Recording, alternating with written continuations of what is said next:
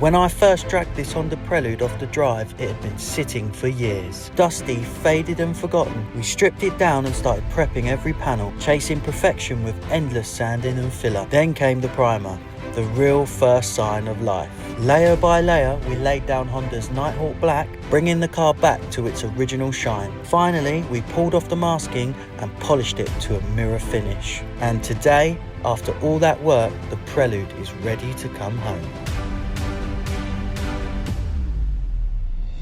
We are back down at JDT collecting the Prelude to take it back. It's had all the mechanical work done to it now.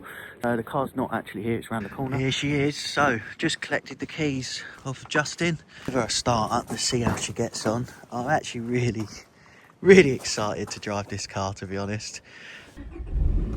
There we go. Right, let's get back and see how we get on.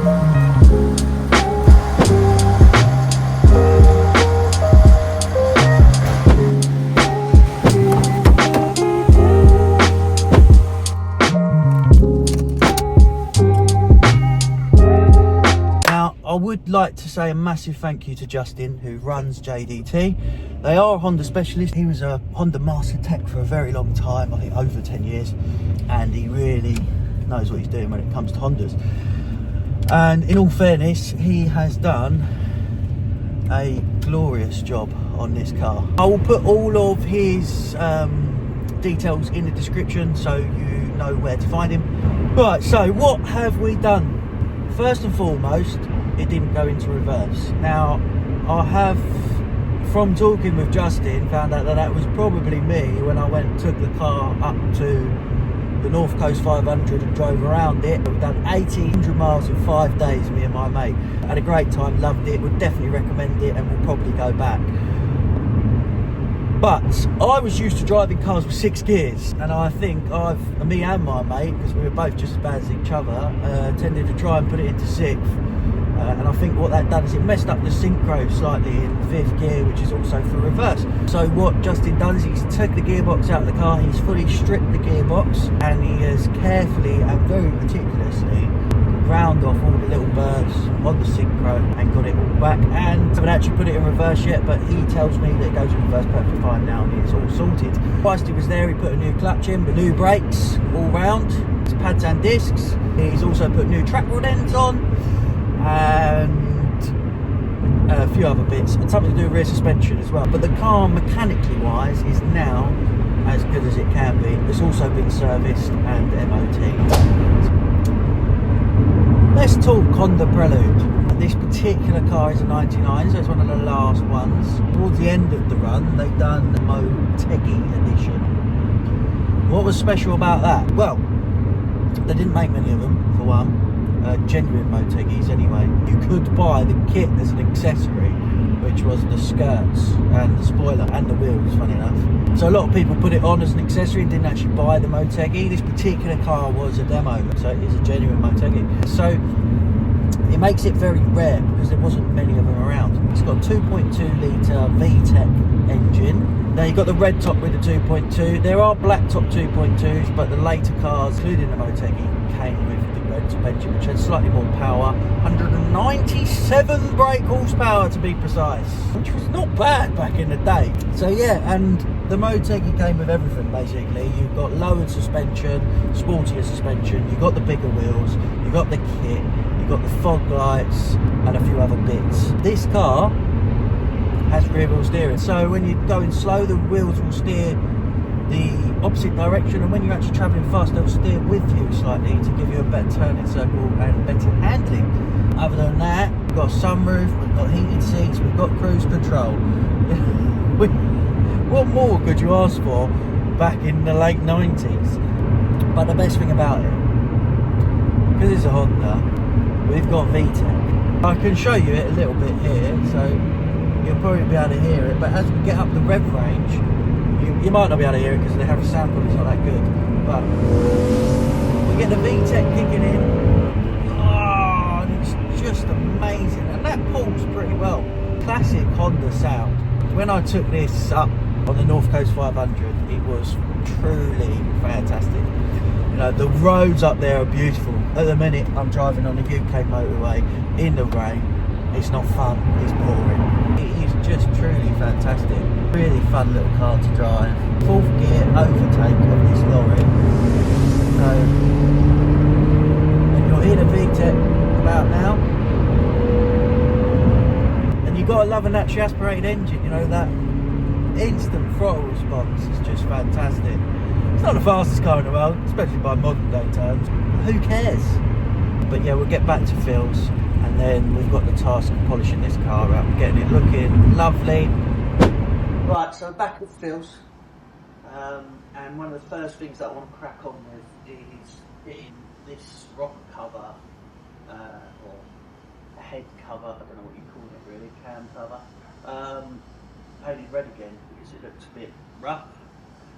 So first up, I've already stripped a few bits off of it. I don't want to take it off because if I take it off, we've got the new head gasket on there, new bulb, so on and so forth. So it's better just to leave it on and then just mark it up, do a job with it. But yeah, first job is to get all this flaky paint off. Let's crack on. First up, I stripped back all the old flaky paint with a wire wheel. Once it was clean, I keyed the surface with 320 grit sandpaper to give the new paint something to bite into. After masking it up, I laid down a few coats of high temp metal paint. Finally, I ground the paint off the raised VTEC lettering, and the result completely transformed the rocker cover. Now, all we need to do is just clean up the engine bay, make it look really good, but I am going to give that some time to obviously harden and dry off, and then I'll give it all a proper good clean in here. Before we get into polishing, the paint needs flattening back, basically smoothing it out so we can chase that glass-like finish. Flatten and polishing. Essentially what I've already done is 2000, the whole panel, and now we're going to 3000 it just to get a really nice finish. So yeah, let's crack on. With the panels flatted back, it was onto the polishing stages. Working through the compounds to bring out that deep shine. It's a time-consuming process, but this is where the car really starts to come alive.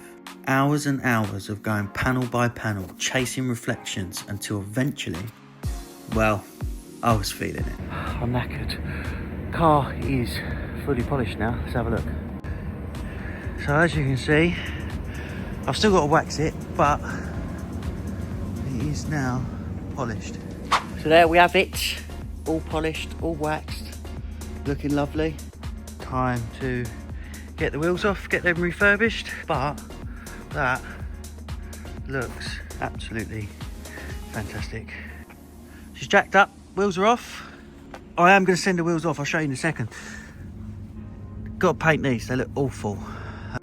So I was planning on refurbishing these myself, however, they are so corroded, you can just see the paint just peeling off of them. Look at that, look. So we're going to get them powder coated.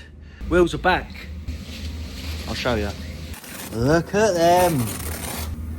They look 100 times better. In powder coated, so all the way through into the middle, lovely finish on them. Only thing is, they couldn't do the centre caps for me.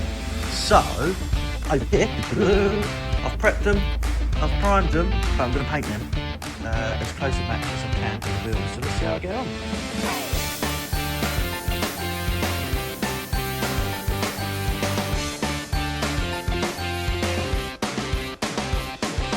I've done a few things, I didn't film them, I just got it done. I'll take you through it now.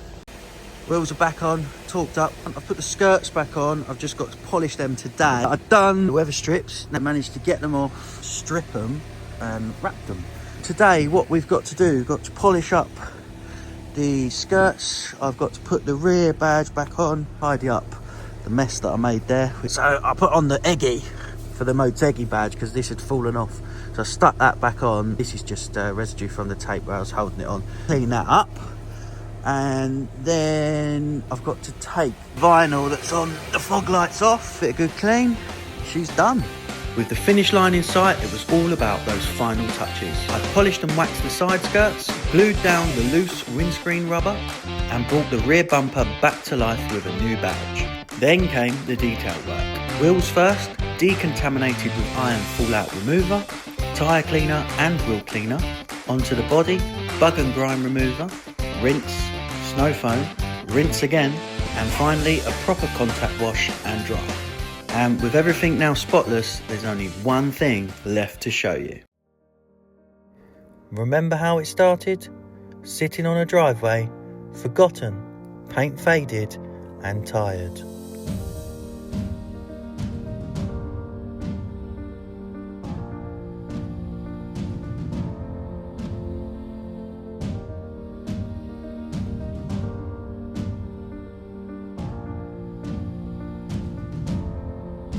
And now, after weeks of work, here it is.